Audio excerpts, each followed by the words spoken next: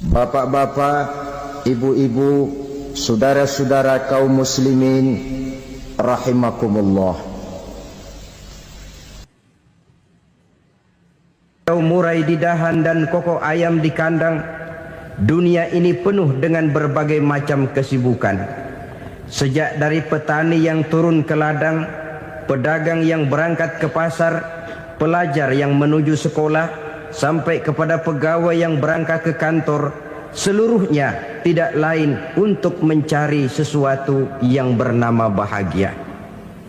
Setiap orang menginginkan kebahagiaan, dan tidak seorang pun menginginkan kesengsaraan dalam kehidupan ini. Namun nyatanya tidak setiap orang yang ingin bahagia mengetahui jalan yang harus ditempuhnya untuk sampai kepada kebahagiaan itu.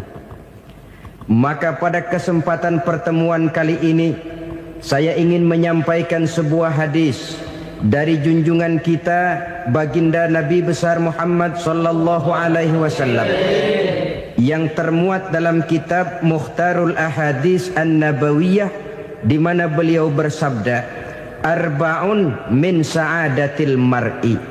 Ada 4 perkara yang merupakan tanda dari orang bahagia. Saya mau tanya, di antara saudara-saudara yang hadir di sini, apa ada yang kepengen jadi orang sengsara? Ya. Seluruhnya tentu ingin mendapatkan kebahagiaan. Maka menurut resep dari Nabi kita, tanda orang bahagia itu 4. Jadi kalau saudara ingin bahagia, harus mempunyai 4 perkara ini. Yang pertama, orang bahagia itu kata Nabi, darun wasi'un. Punya rumah biar bagus asal gede. Enak ngaturnya. Daripada sudah punya rumah kecil, adanya di pinggir kali, gubuk, kalau hujan bocor, miring lagi, kiamat. Loh, kalau gitu Islam materialis dong. Hadis ini boleh diartikan dengan makna hakiki, arti yang sebenarnya. Boleh diartikan dengan makna majazi, arti kiasan. Kalau dia diartikan dengan arti kias, maka yang dimaksud darun wasi'un ay qalbun wasi'un. Rumah yang luas tidak lain daripada hati yang lapang. Karena di situ kunci kebahagiaan yang sebenarnya. Walaupun kita cuma tinggal di petak berukuran 2 kali 3 meter, kalau hati kita luas-luas rasanya rumah itu. Tapi biar rumah kita halamannya saja puluhan ribu hektar, ada kolam renangnya, kamar tidurnya tidak lagi terhitung. Kalau hati yang menempati rumah itu sempit, maka akan terasa sempit jugalah rumah itu. Tempat bergantungnya tidak lain adalah hati. Marilah kita mencoba melihat berbagai pandangan orang tentang bahagia ini. Ada orang menyangka bahwa bahagia itu kalau dia mendapatkan harta yang sebanyak-banyaknya. Siapa yang banyak harta, dialah raja. Apa yang dia mau, seluruhnya bisa dibeli. Keamanannya, dia bisa menyewa petugas. Seluruh fasilitas untuk menyenangkan kehidupannya bisa dibeli. Pendeknya, hartalah segala-galanya dalam kehidupan. Sampai ada pepatah mengatakan, innad darahima fil amakini kulliha taksur rijala mahabatan wa jalala. Sesungguhnya harta, dinar, dirham, uang di mana-mana selalu bikin hebat orang yang memilikinya. Coba lihat, orang yang punya duit sama yang enggak punya duit, jangan gaya hidupnya, gaya jalannya aja lain. Wahia lisanun liman arada fasahatan, wahia silahun liman arada qitala. Uang adalah senjata yang paling ampuh bagi orang yang mau pergi perang, dan lidah yang paling fasih bagi orang yang mau bicara. Kalau bicara dengan lidah macet, cobalah bicara dengan harta, lancar. Sampai ada pepatah demikian, segalanya bisa diatur dengan harta. Maka di kalangan orang yang berpandangan semacam itu, seluruh kegiatan hidupnya hanya terfokus kepada bagaimana mengumpulkan harta yang sebanyak-banyaknya. Tidak peduli halal haram, tidak kenal sore pagi siang dan malam, tidak sempat sujud, jauh dari agama, jauh dari kehidupan yang bersifat ruhaniyah, jauh dari Allah dan sebagainya. Sampai dalam Al-Quran dikelompokkan dalam kelompok yang dinamakan lumazah. Allazi jama'a malahu wa'addadah yahsabu anna malahu akhladah. Mereka mengumpulkan harta sebanyak-banyaknya dan menyangka bahwa harta yang banyak itu dapat mengekalkan hidupnya, mengekalkan kekayaannya, mengekalkan kebahagiaannya.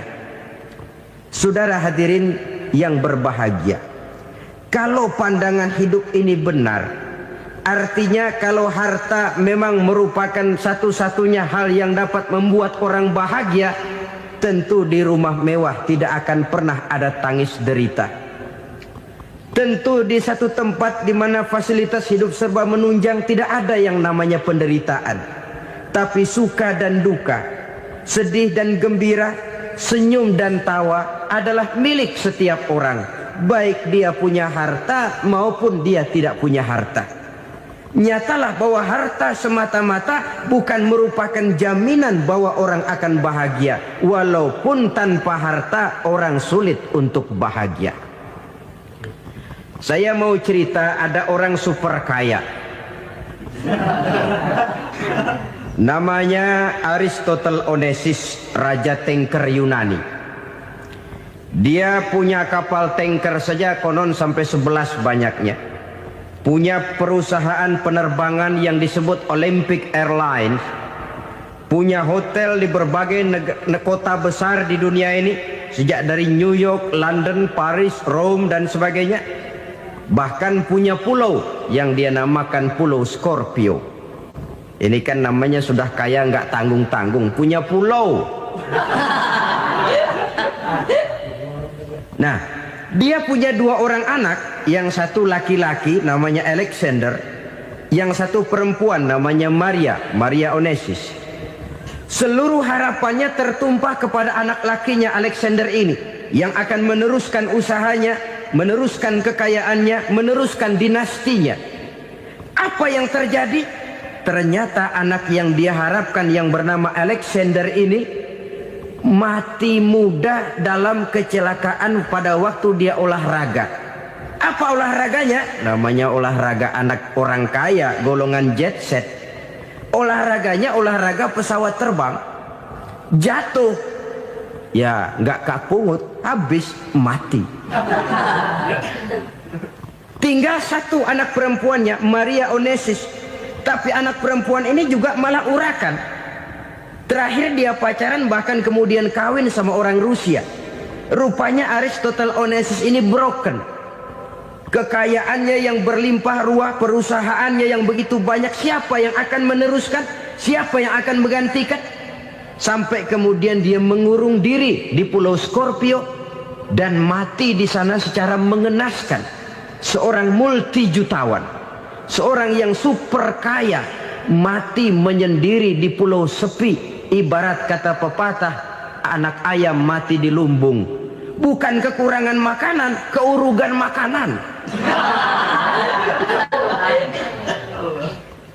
Begitu kehidupan Aristotle Onesimus. Dan banyak orang-orang yang sudah demikian kaya sampai dibingungkan oleh kekayaannya sendiri. Telusurilah kehidupan David Rockefeller misalnya, Henry Ford misalnya, Adnan Khashoggi misalnya. Multi jutawan yang kadang-kadang dibuat keder oleh kekayaannya sendiri. Pantas ketika Imam Ali ditawarkan orang, "Ya Ali, kalau kepadamu disuruh pilih ilmu atau harta, kau pilih mana?" Ya jelas pilih ilmu dong. Kenapa? Pertama, ilmu kalau kita berikan kepada orang lain tambah. Tapi harta kalau kita berikan kepada orang lain kurang. Saudara punya uang 10.000, dibagi orang 5.000, jelas uang saudara berkurang. Tapi saudara punya ilmu diberikan kepada orang lain bisa, saudara pun makin mantap. Tidak lantas jadi bodoh karena ngajarin orang. Saudara bisa Fatihah lalu mengajarkan orang Fatihah. Orang bisa, saudara pun makin hafal. Tidak lantas setelah diajarin orang ilmunya hilang. Begitu datang dia minta orang, tolong ajarin saya Fatihah, udah habis, nggak ada.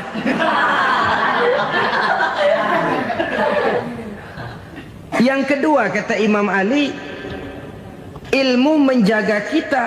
Kalau harta kita yang harus jaga. Makin banyak ilmu makin terpelihara diri seharusnya. Tetapi makin banyak harta makin bingung kita jaganya. Sampai kadang-kadang kalau perlu seluruh keliling rumah dipasangi alarm. Belum cukup disewakan anjing besar-besar, pasang di depan pintu, awas anjing galak. Masih belum cukup juga cari centeng tukang-tukang kepruk jaga rumah. Masih terasa belum aman padahal rumahnya dikelilingi tembok besar. Di balik tembok ada pintu-pintunya tebal. Di balik pintu itu terbuka masuk kamar, kamar pun ada pintunya, pintunya pun kuat. Masuk ke dalam kamar ada lemari, lemarinya pun pintunya kuat, dikunci, kuncinya pun kuat. Tapi terhadap seluruhnya yang timbul cuma sekedar was-was saja. Kesimpulannya sekali lagi, tanpa harta orang memang sulit untuk bahagia. Tapi harta semata-mata tidak merupakan jaminan orang akan bahagia. Dengan hati yang luas itu modal utama untuk mencapai kebahagiaan hidup.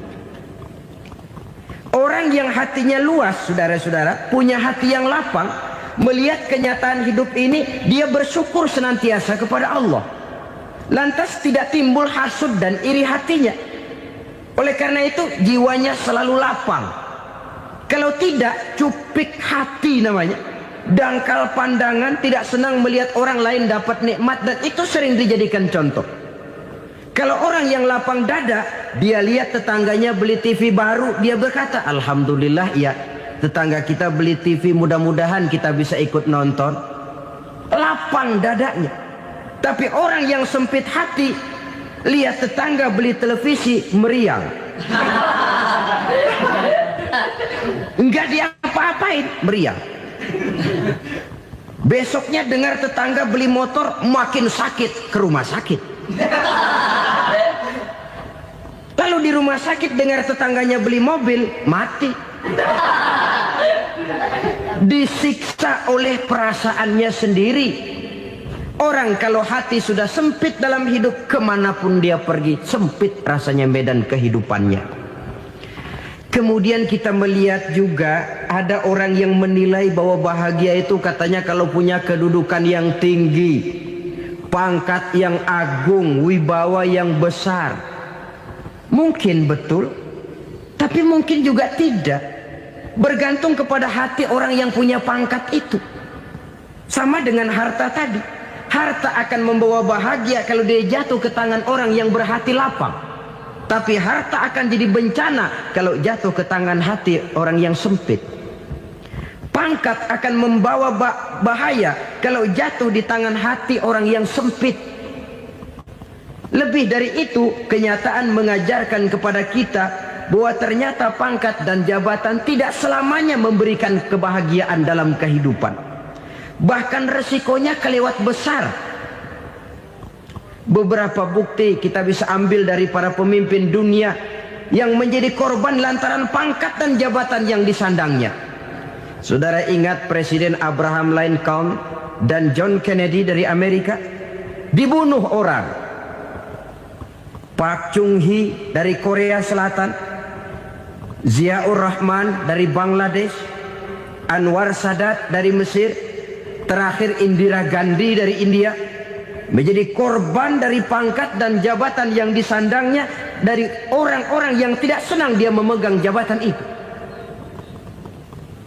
Dia akan mudah mengundang bencana.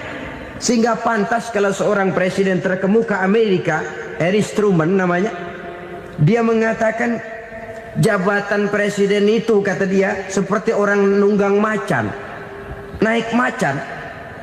Harus kita taiki, kalau enggak dia bakal nerekam kita. Ngeri katanya.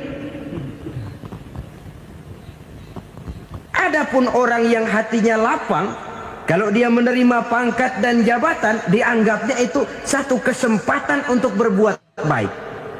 Tapi orang yang berhati sempit, menerima pangkat dan jabatan, bukan kadang-kadang menerima, malah berusaha setengah mati mencapai dengan segala cara. Kalau perlu jilat atas, jilat atas. Jadi golongan sumuhun dawu. Jadi kelompok kulon nuwun. Yes sir. Yang kerjanya cuma oke bos.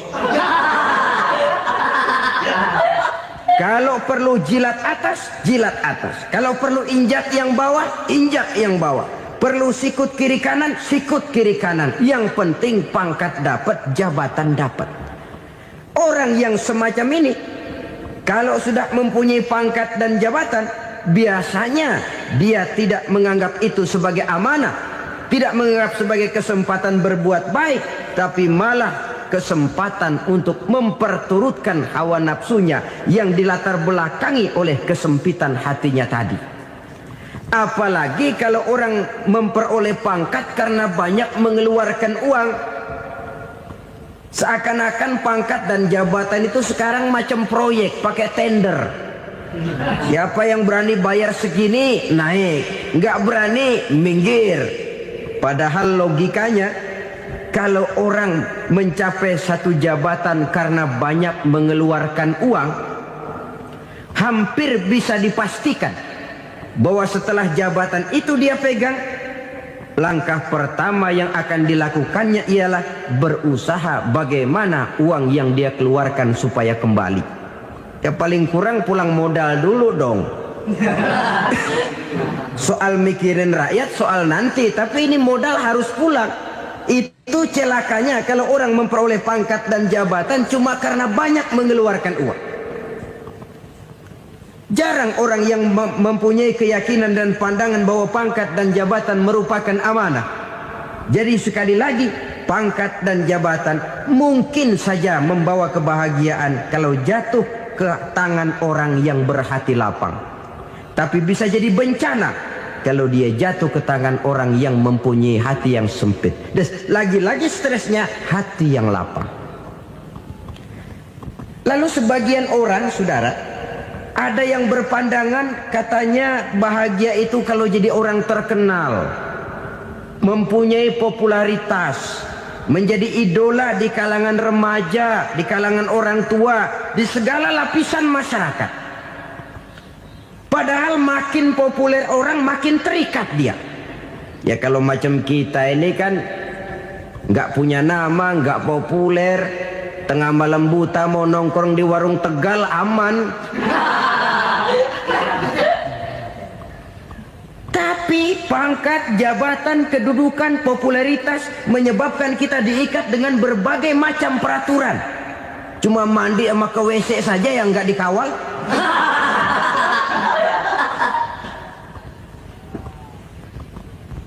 Benarkah popularitas, ketenaran membawa kebahagiaan? Mungkin. Ya, tapi mungkin juga tidak. Kenapa? Banyak orang-orang populer yang mengakhiri hidupnya secara tragis. Kita ambil beberapa nama. Di Amerika tahun 60-an ada bintang seksi paling terkenal yang dijuluki seks bom. Bom seks. Sampai sekarang jadi legenda, namanya Marilyn Monroe. Singkatan doublenya itu inisialnya MM, Marilyn Monroe. Terkenal top sampai dia mati tahun 62, namanya sekarang masih saja dibicarakan orang. Kenapa dia bunuh diri? Tidak punya hartakah dia? Banyak. Kurang populerkah dia? Seluruh dunia mengenalnya. Sejak rakyat kecil sampai pejabat tinggi dia punya hubungan. Kenapa? Jenuh. Dia terlahir dalam keadaan yatim. Setelah itu tidak lama dia berangkat remaja, ibunya meninggal. Pindah dari wanita asuh ke wanita asuh sampai 12 orang ibu angkatnya. Dan kekecewaan yang paling parah, setiap laki-laki yang dekat dengannya hanya seperti kapal berlabuh, datang dan pergi silih berganti. Padahal dia merindukan seseorang yang bisa melindungi hidupnya. Dia rindukan itu dan dia tidak pernah menemukan. Itu yang akhirnya menyebabkan dia minum pil tidur kelewat dosis, minum obat tidur kebanyakan, ya tidur terus sampai sekarang.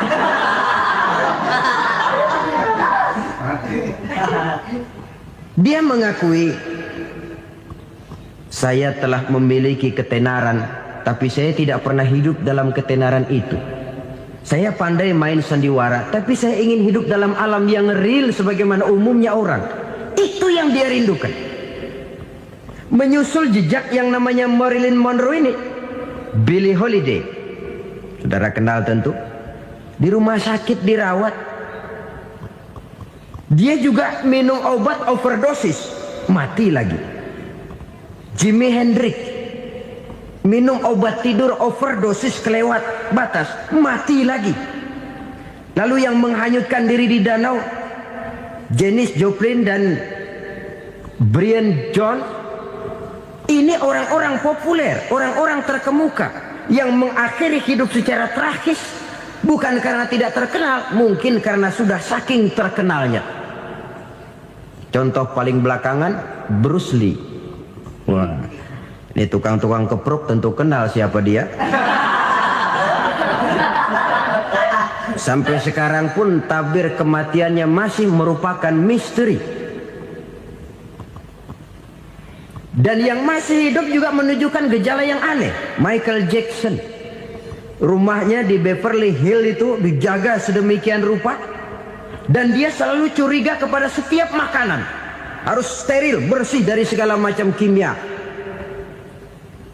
Kemana dia pergi, itu tukang-tukang keprok sudah selalu menjaga dan mengawal, dan dia seakan takut menunjukkan mukanya yang asli.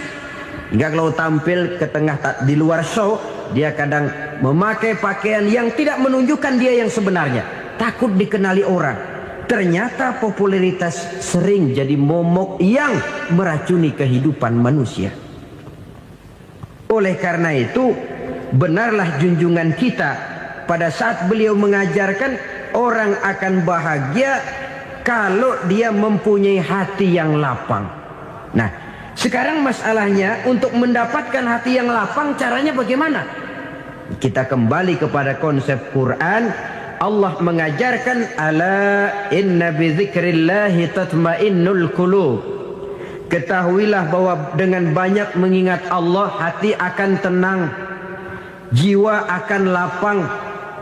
Dengan kata lain, dekat dengan agama, merasakan kehadiran Allah dekat dalam hidup, itu muara pertama untuk mencapai hati yang lapang. Ala inna bidzikrillahi tatmainnul qulub. Jangan macam orang sekarang ingin mendapatkan ketenangan lalu tapak di puncak gunung, di gua-gua, di tempat sepi. Iyalah kalau nggak ada ular. Kalau tergigit ular berbisa, ketenangan belum, mati jelas itu. Islam positif untuk mendapatkan ketenangan. Ala inna bidzikrillahi tatmainnul qulubi. Bahwa ketahuilah bahwa dengan banyak mengingat Allah, hati akan tenang, jiwa akan lapang, nuansa pikiran akan luas.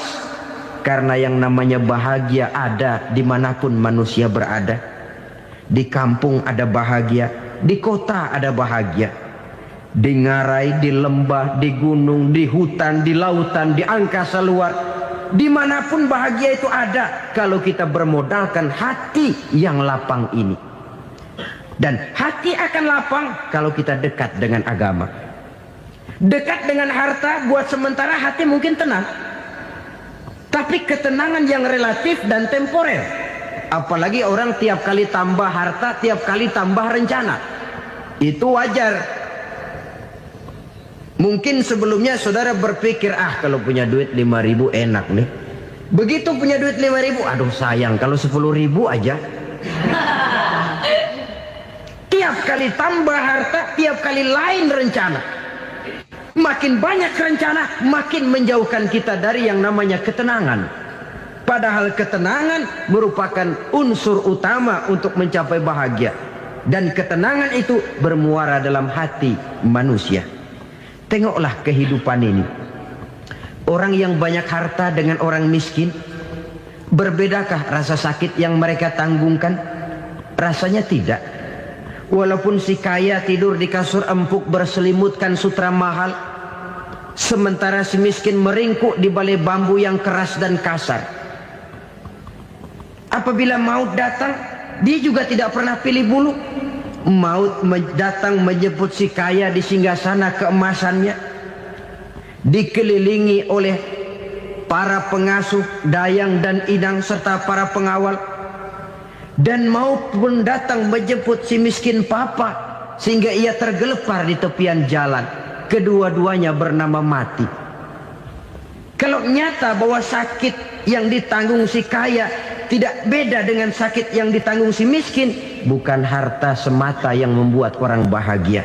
Hati yang tenang, jiwa yang lapang penuh kedamaian, karena banyak berzikir dan mengingat Allah, itu merupakan modal utama untuk mencapai sesuatu yang bernama bahagia.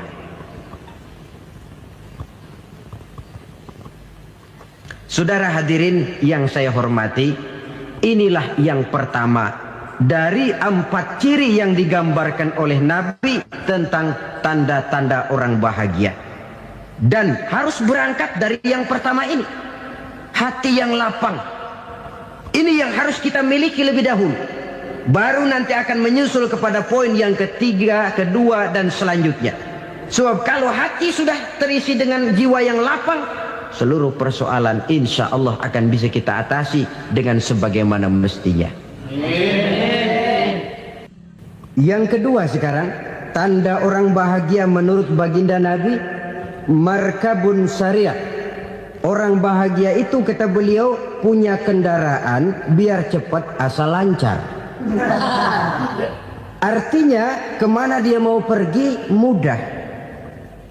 Apa maksud hadis ini? Kalau kita kaji lebih dalam, kendaraan itu kan alat transportasi.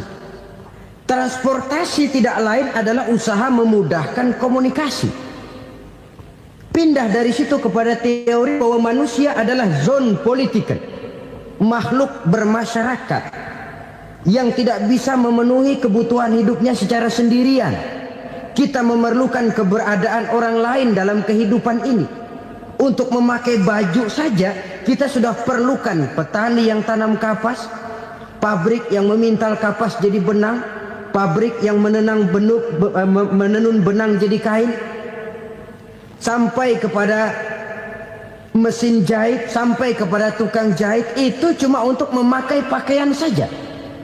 Tidak seorang pun di antara kita yang sanggup memenuhi kebutuhan hidupnya secara sendiri. Kita perlu orang lain. Maka kebebasan dalam arti mutlak, kebebasan tanpa batas, itu tidak mungkin ada dalam kehidupan. Karena kita mengadakan yang disebut interaksi sosial. Setiap kegiatan kita tentu melibatkan orang lain. Menurut kita barangkali kita bebas jalan di jalan raya semaunya, tapi orang lain berkendaraan pun merasa bahwa ini ada juga jalan haknya, dan begitu selanjutnya.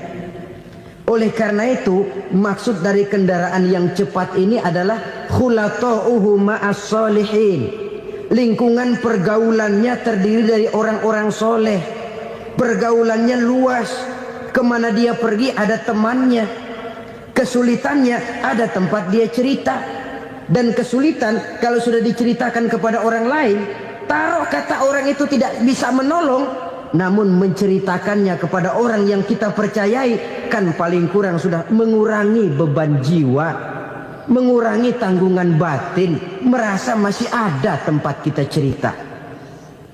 Maka lebih baik orang awam yang mau bergaul ketimbang orang setengah alim tapi ngunci pintu. Sebab nantinya akan timbul sikap picik, cupik pandangan, dan tidak luas menghadapi kenyataan dalam kehidupan ini. Namun yang harus kita garis bawahi, pergaulan memang mesti luas. Namun jangan sekali-kali lupa bahwa pergaulan sangat besar pengaruhnya dalam ikut membentuk kepribadian manusia. Sehari-hari bisa kita bilang, kalau kita dekat sama tukang minyak wangi, sekalipun nggak dibagi minyaknya, baunya tentu dapat. Betul? Tapi dekat sama tukang elas, walaupun nggak kena apinya, asapnya mesti kena. Kalau Syauqi mengatakan lebih jelas lagi, man asyaral asyrafa asya musyarrafan wa muasyiral anzali ghairu musyarrafin. Awalam taral jildal hakira muqabbalan bisagri lamma sara jildal mushaf. Siapa yang bergaul dengan orang mulia, dia bakal ikut menjadi mulia. Tapi siapa yang berteman dengan orang hina, dia tidak bakal ikut menjadi mulia. Tidakkah kau lihat, kata Syauqi, kulit kambing yang hina pun dicium orang ketika menjadi kantong Quran. Kulit kambing hina, kalau dia sendirian gak ada yang mau cium. Tapi begitu dia bergaul dengan Quran, menjadi kantong Quran, dipakein minyak wangi, ditaruh di tempat yang tinggi, mau diambil dicium dulu, dibawa dengan penuh hormat dan hati-hati.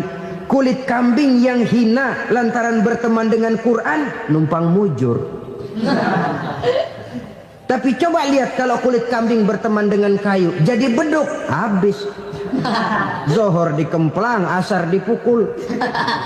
Itu pun sedikit saja, cuma salah milih teman. Yang temannya Quran dihormati orang, yang temannya kayu lantaran jadi beduk, gelap-gelap subuh orang udah kemplangin.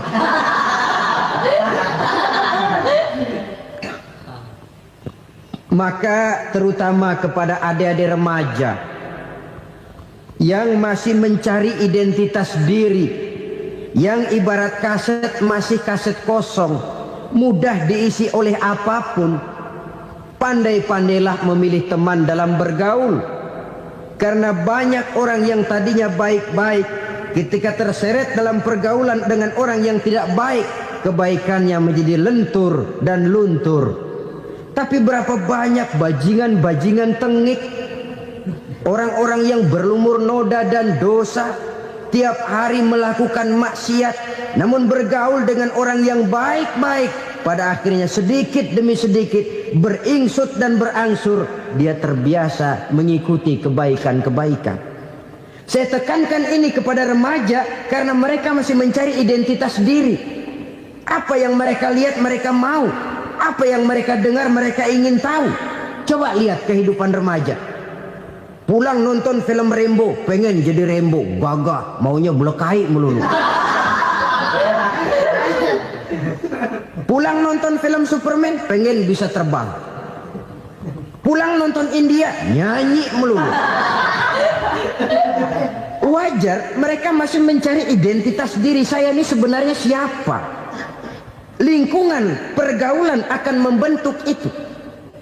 Karena itu pandai-pandailah bergaul, karena ia sangat besar pengaruhnya dalam ikut membentuk kepribadian manusia.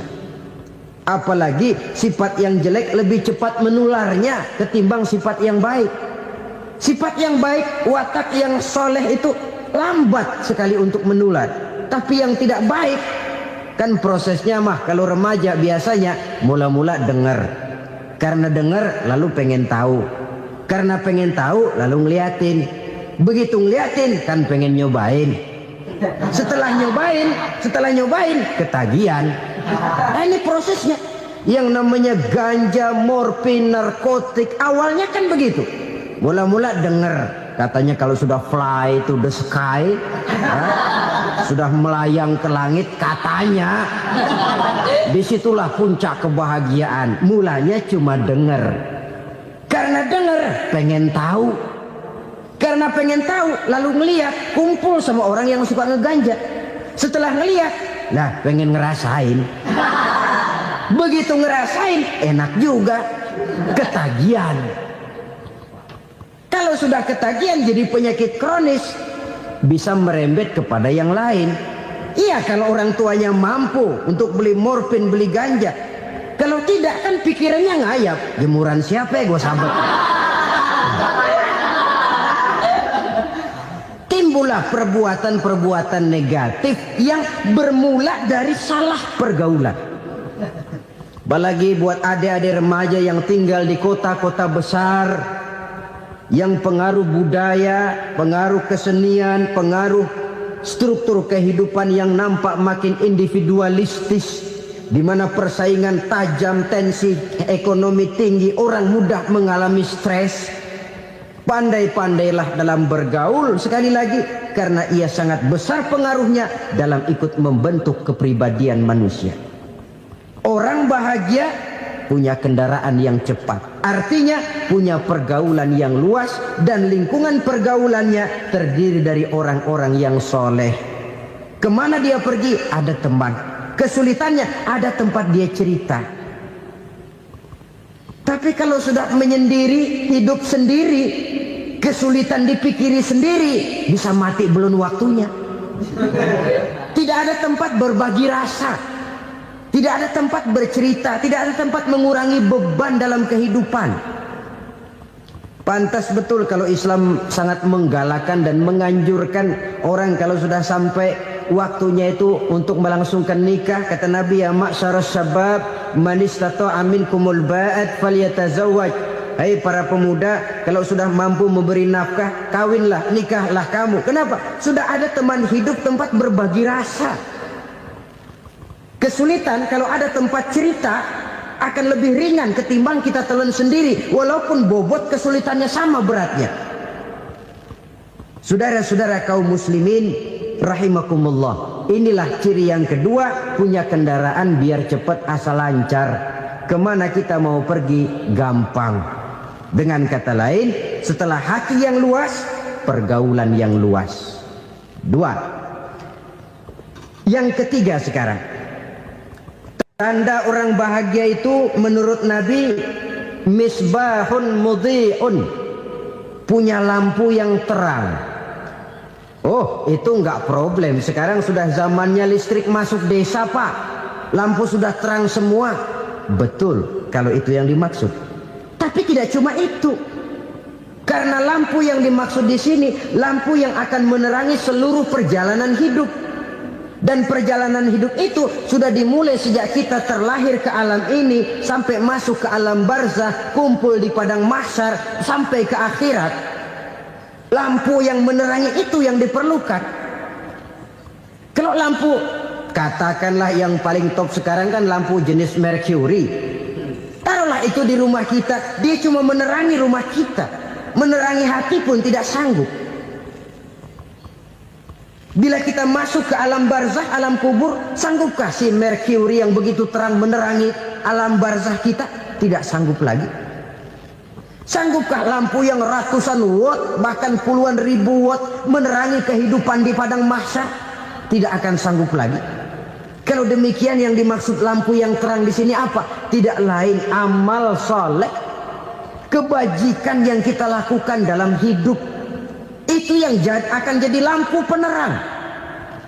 Di dunia nama kita akan terang. Jasad kita boleh hancur terkubur tanah, tapi nama kita akan dikenang orang. Begitulah kalau orang meninggalkan kebajikan dalam hidup seperti sekarang. Ribuan orang tiap saat berziarah ke kubur Imam Syafi'i, ke kubur Imam Malik, ke kubur Imam Ghazali, ke kubur orang yang baik-baik, orang yang soleh-soleh.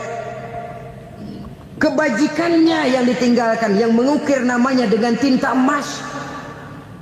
Sehingga saudara sudah terbaring di alam kubur, orang lewat, Allah, ini kuburannya Fulan bin Fulan, dulu ini kebaikannya Masya Allah, saya ikut merasakan. Mari kita mampir sebentar, kita Fatihah. Mohon disampaikan Allah pahalanya kepada almarhum. Al-Fatihah. Itu kalau orang baik-baik. Lalu saudara tanya, Pak, orang mati dikirimin Fatihah apa nyampe pahalanya? Saya jawab, kalau saudara nggak percaya, mati dulu dah. Nanti saya Fatihain, tungguin di sana. Umpama nggak sampai, balik lagi kemari. Sekarang ini kan maunya otak-otakan saja. Kalau nggak masuk otak, nggak percaya. Padahal alam gaib itu nggak bisa diotak-otakin. Sama saja dengan saudara pernah dengar cerita kapal tanpa emas tenggelam kan? Pernah nggak? Di mana? Ya, di laut Masa Lembo. Begitu ketampung Mas tenggelam, ratusan penumpang itu terjun ke laut, dipermainkan gelombang, berjuang menghadapi maut itu. Orang lagi timbul tenggelam di lautan, dihantam ombak, kita tengokin pakai helikopter. Pak, lagi timbul tenggelam ya? Iya, tolongin, tolongin. Jangan khawatir Pak nih, saya kirim intan Pak, harganya 10 juta. Kira-kira orang yang timbul tenggelam di laut seneng nggak? Ya. Kan mahal toh intan 10 juta. Kenapa dia nggak senang? Karena intan 10 juta dalam kondisi seperti itu tidak sanggup menyelamatkan dia. Dia akan girang kalau dikirimin ban mobil bekas, dikirimin papan terentang atau bambu. Intan yang 10 juta dia nggak girang. Ban mobil bekas yang 1000 perak, tuh pegang, itu yang dia girang betul. Inilah sebabnya Nabi berkata, mal mayyitu fi qabrihi illa kal ghariqil mutaghawwis. Orang yang meninggal di alam kuburnya seperti orang timbul tenggelam di lautan. Yantaziru da'watan min ahli, menunggu doa dari keluarganya yang masih hidup. Duh, bapak saya sudah meninggal, saya sayang benar sama dia. Kirimin kulkas ke kuburannya Itu sama saja dengan tadi orang tenggelam di lautan dikirimi intan yang harganya 10 juta, ndak sampai. Begitulah kalau kebajikan yang kita tinggalkan dalam hidup, sudah mati pun kubur kita masih diziarahi orang. Tapi kalau jahat yang kita tinggalkan, boro-boro lah orang mau doa lewat dekat kuburan kita juga serem. Tuh bajingan no, dulu mati dipendem di situ tuh. Jangan lewat situ, ntar kesurupan, jangan. Lewat saja orang ngeri. Konon lagi membacakan Fatihah dan mengirimkan doa. Hidup pada hakikatnya adalah kesempatan untuk berbuat baik. Maka sekali kesempatan itu diberikan, manfaatkan dengan sebaiknya. Sebab kesempatan kedua tidak akan pernah ada. Kesempatan berbuat baik di sini, di akhirat sudah pembalasan namanya. Sekali kesempatan itu dicabut, dia tidak akan pernah dikembalikan lagi. Kata Iqbal, hidup tidak mundur ke belakang, Bung. Berhenti diinjak orang, mundur hancur. Tidak ada kata mundur dalam hidup ini. Berhenti diinjak orang, mundur kecebur. Tidak ada kata lain, harus maju dalam kehidupan dalam artian yang positif. Hidup adalah kesempatan untuk mengumpulkan kebajikan yang sebanyak-banyaknya. Di situ nilai daripada manusia. Sekarang ini memang nggak kelihatan kok, orang yang banyak pahala sama yang banyak dosa nggak kelihatan kok. Barangkali kalau habis bikin dosa palanya pada benjol, mungkin orang takut sama dosa. Tapi sekarang sama saja, orang yang banyak dosa dengan yang nggak banyak dosa jalan bareng dari belakang, sama, nggak kelihatan beda. Tapi ada waktunya di mana pahala memegang peranan, di mana dosa diperlihatkan. Sama saja kalau kita bawa mobil siang, lampu kan nggak begitu berfungsi. Apa lalu bilang, alah ini lampu berat-beratin, copot-copotin aja dah. Tidak perlu begitu. Kenapa? Pada suatu saat malam senja akan datang. Bila matahari terbenam, senja pun datang, gelap mulai merayap, disitulah baru terasa perlunya lampu. Pahala begitu. Sekarang orang yang nggak ada pahalanya nggak kelihatan dalam kehidupan. Tapi pada suatu saat senja kehidupan akan datang. Ajal merenggut nyawa, malam merayap, dan hidup mulai diliputi kegelapan di alam barzakh. Dikala itu kalau nggak punya lampu, alangkah malangnya kita. Sebab amal yang baik, kata Nabi, di alam barzakh itu akan diciptakan menjadi perempuan yang cantik menemani kita. Amal yang jahat akan menjadi orang yang paling jelek nemenin kita. Udah di tempat gelap yang nemenin jelek.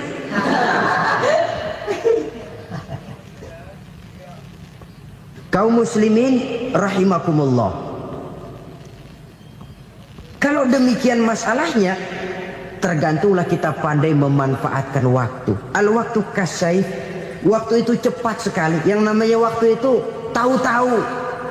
Tahu-tahu. Udah tahun 87. Tahu-tahu. Udah begitu. Tahu-tahu. Yang kemarin anak-anak, sekarang udah pada punya anak. Tahu-tahu saja itu. Begitu cepat waktu berlalu. Kalau tidaklah pandai kita memanfaatkannya, akan rugi kita. Nabi bersabda, "Man kana yaumuhu khairun min amsihi fahuwa rabih." Barang siapa yang hari ini lebih baik daripada hari kemarin, itu orang untung. Hari ini lebih baik daripada kemarin. Bulan ini lebih baik dari bulan kemarin. Tahun ini lebih baik dari tahun kemarin. Itu orang yang beruntung. Tahun kemarin sembahyangnya maghrib doang, sekarang udah tambah isya. Tahun kemarin cuman Idul Fitri aja ngancem bener, sekarang udah tambah Jumat, lalu tambah lagi maghrib, tambah lagi isya, dan selanjutnya. Hari ini lebih baik daripada kemarin, itu orang yang beruntung.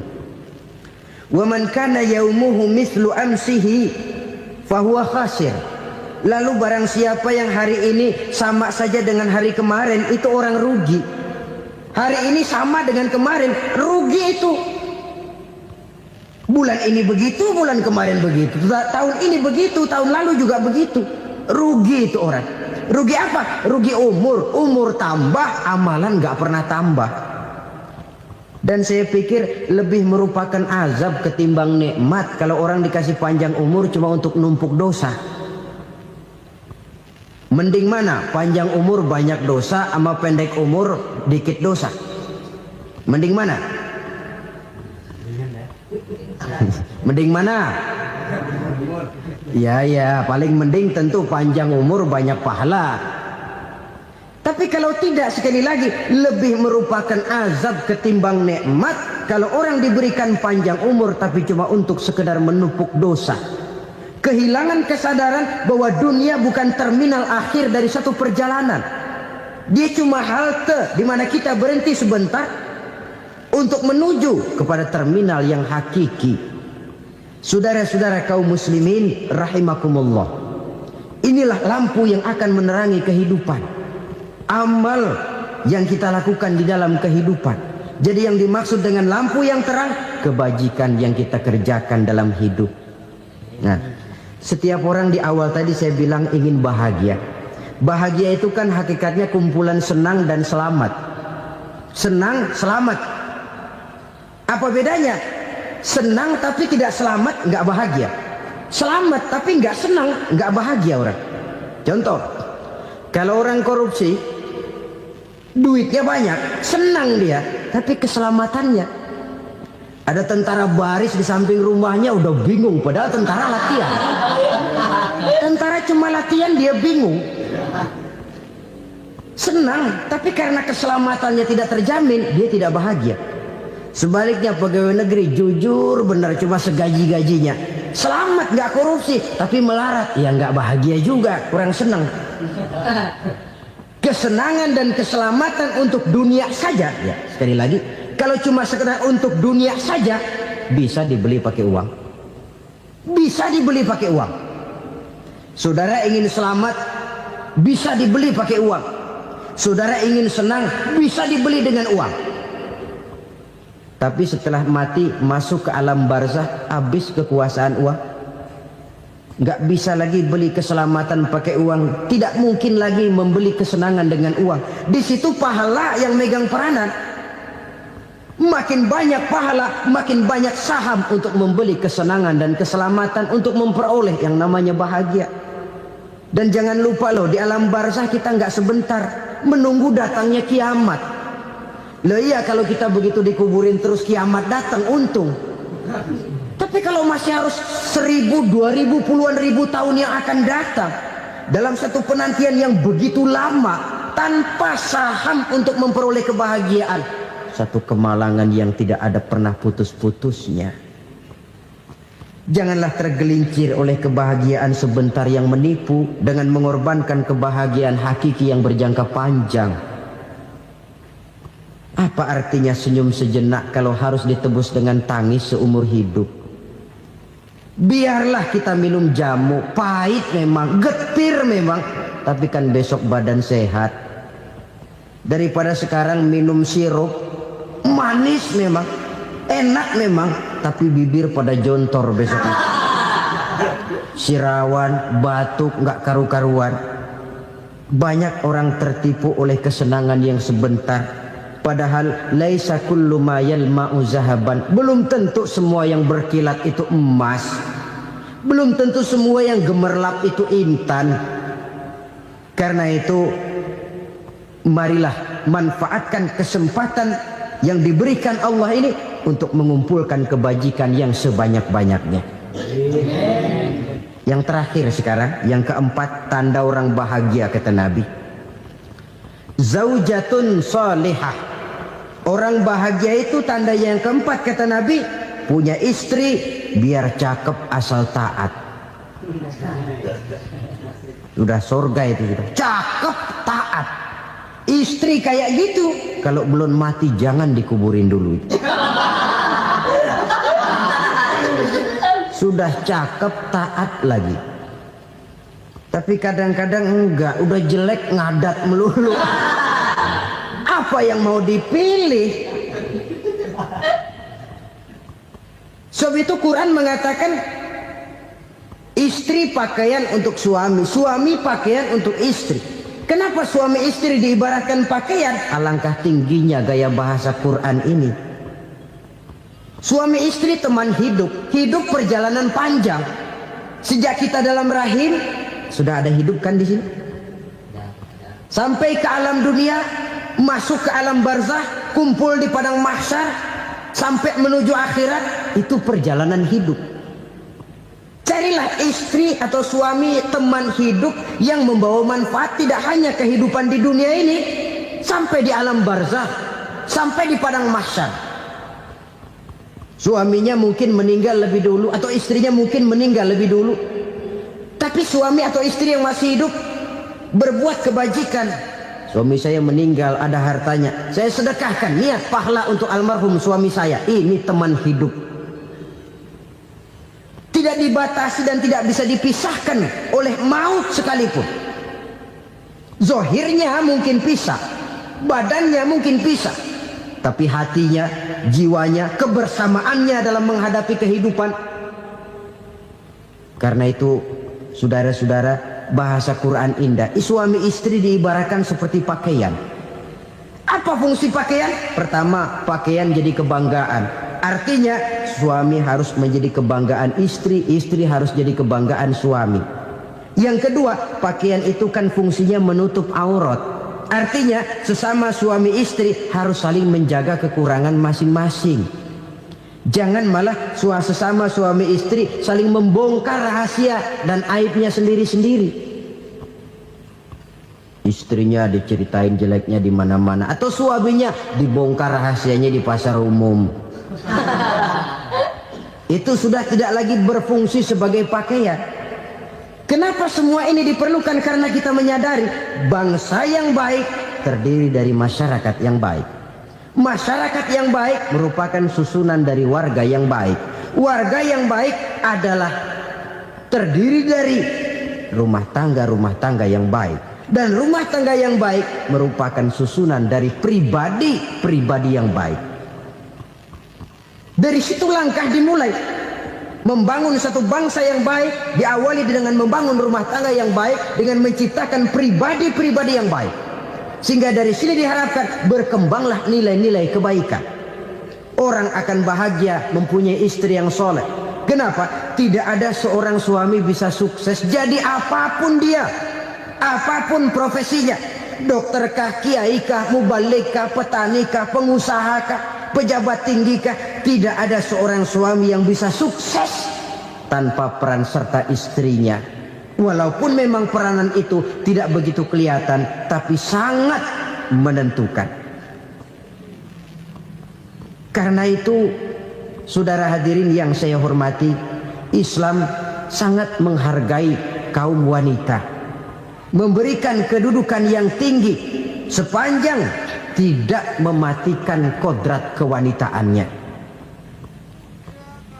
Nah, kalau sudah kesuksesan ini diawali dari rumah tangga, karier di masyarakat mudah untuk dikejar. Tapi keberantakan di rumah tangga merupakan kegagalan pertama di tempat lain. Nah, inilah saja yang dapat Al-Fakir sampaikan pada pertemuan kali ini.